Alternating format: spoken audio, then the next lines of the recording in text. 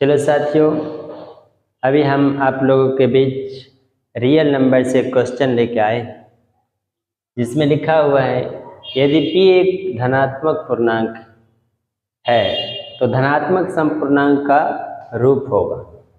बोलता है p एक धनात्मक पूर्णांक है तो दिखाना है कि वो धनात्मक पूर्णांक कैसा हो, तो सम संख्या हो। क्या हो? सम संख्या के हालात में हो। ठीक है, एक बार माना p का वैल्यू मान लेते हैं, एक बार सम संख्या p का वैल्यू एक बार सम संख्या मान लेंगे और एक बार विषम मानेंगे। दोनों हालात में अगर सम आ गया तो वो इसका आंसर होगा।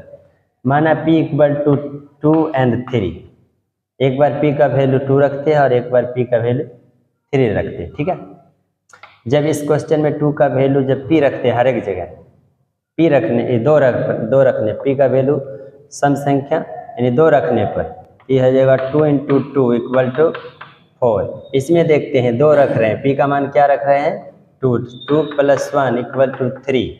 ठीक है, नेक्स्ट इसमें देख लेते हैं, इसमें तो सिर्फ 2, इसमें 2p यानी 2 × p का वैल्यू 2 लेके चल रहे हैं। ठीक है, ये 4 + 1 इक्वल टू 5 आया। क्या है?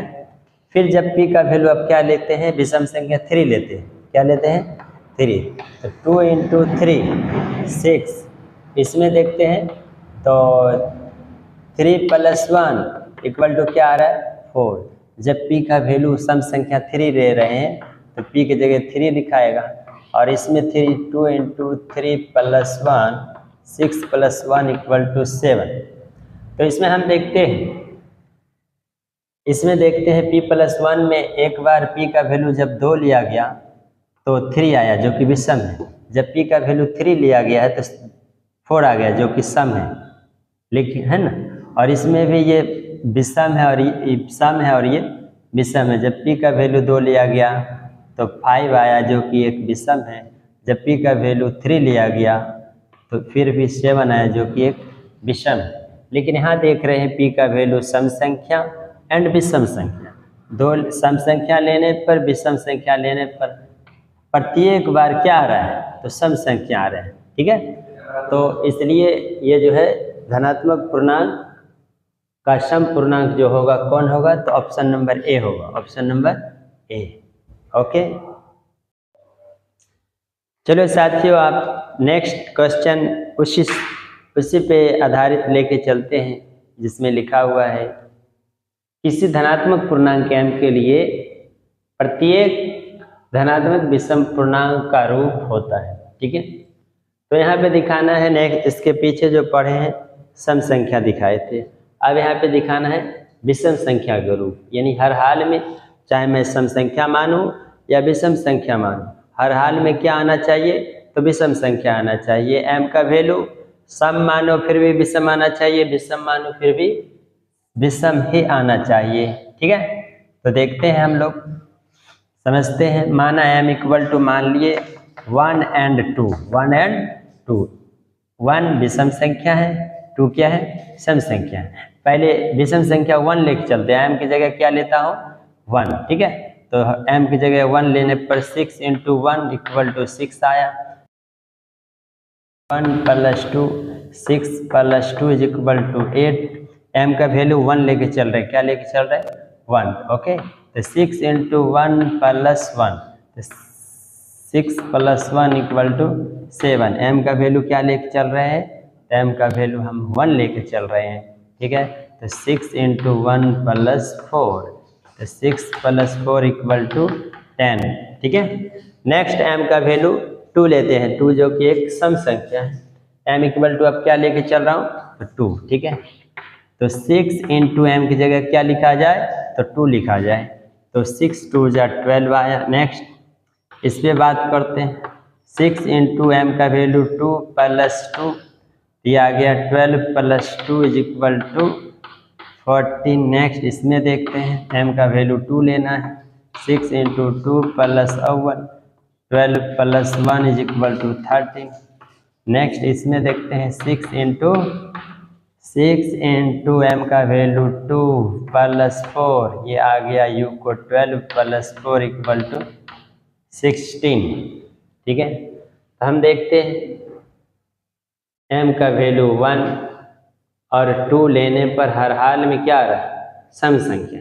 ओके, इसमें भी m का वैल्यू जब 1 लिए और जब 2 लिए तो हर एक हालात में सम संख्या नजर आ रहा है, क्या आ रहा है, सम संख्या। ओके, नेक्स्ट इसी तरह इसमें देखते हैं m का वैल्यू 1 लिया गया तो 7 आया एंड 2 लिया गया तो 13 आया। 7 और 13 यानी कि 7 और 13 दोनों विषम संख्या हैं, बट 10 और 16 सम संख्या है, जिसमें आंसर मुझे दिखाना है कैसी संख्या, विषम संख्या के रूप का होगा। भाई कौन होगा, तो 6m प्लस अव्वल होंगे, 6m plus 1। Okay, 6m plus 1 आपका विषम संख्या के। हेलो दोस्तों, नेक्स्ट रियल नंबर से क्वेश्चन 3 लिया गया है, जिसमें कह रहा है कि क्वेश्चन यदि p और q अभाज्य संख्या है तो p पावर 3q एवं p स्क्वायर q का HCF होगा, यानी कि HCF फाइंड करना। ओके, तो इसमें देखना है HCF और LCM। HCF निकालना दिया हुआ है क्वेश्चन, क्या सब दिया हुआ है, तो p स्क्वायर q। ओके, और नेक्स्ट बात दिया हुआ है p square q, p power 3q। इस वाक्य को हम लोग लिख सकते हैं p into q। p power 3 था, इसे 3 टाइम्स मल्टीप्लाई की हालत में लिख सकते हैं। नेक्स्ट लिखा हुआ है, दिया हुआ है p स्क्वायर इंटू q, तो इसको भी हम लोग किस हाल में लिख सकते हैं, तो इस हाल में लिख सकते हैं p into q। HCF find करना है। HCF का कहना है कि मैं अगर 2 संख्या है तो दोनों में मिलना चाहिए, 2 संख्या है तो दोनों में मिलना चाहिए, 2 संख्या है तो दोनों में मिलना चाहिए। तो मिला p into q is equal to p to the power square और q। तो इसका आंसर कौन होगा, p स्क्वायर q। नेक्स्ट इसी बात को हम इस तरह भी हल कर सकते हैं कि p power q 3q। Okay, और लिखा हुआ है दूसरा जो दिया हुआ है, नेक्स्ट जो दिया हुआ है p square q। HCF find करना है तो कम से कम पावर देखना है।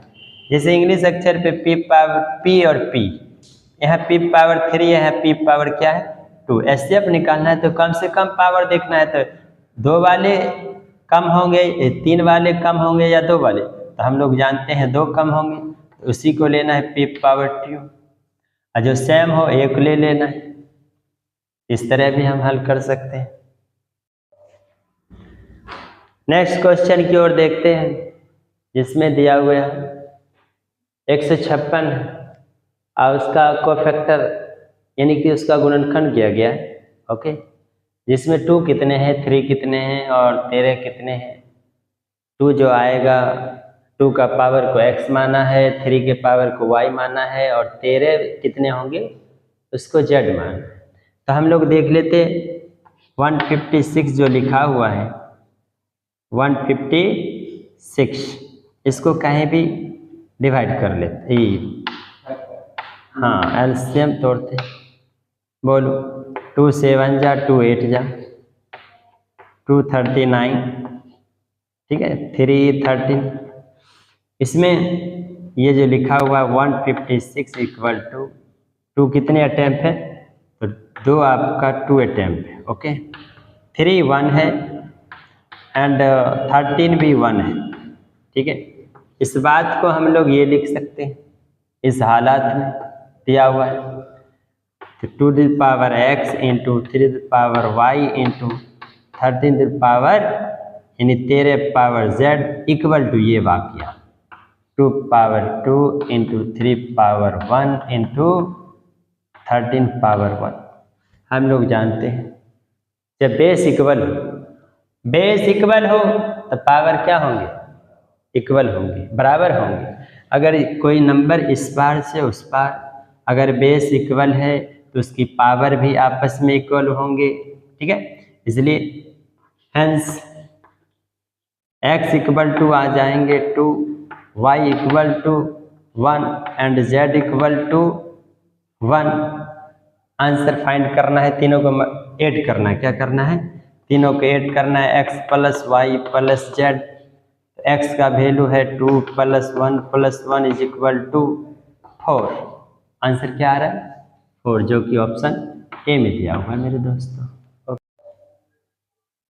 नेक्स्ट क्वेश्चन की ओर चलते हैं, जिसमें लिखा हुआ है, नेक्स्ट क्वेश्चन लिखा हुआ है आप लोगों के बीच, दो संख्याओं का मौसो 27, दो संख्याओं का मौसो 27 और लौसो यानी कि एलसीएम 162 है, ठीक है, 162 है।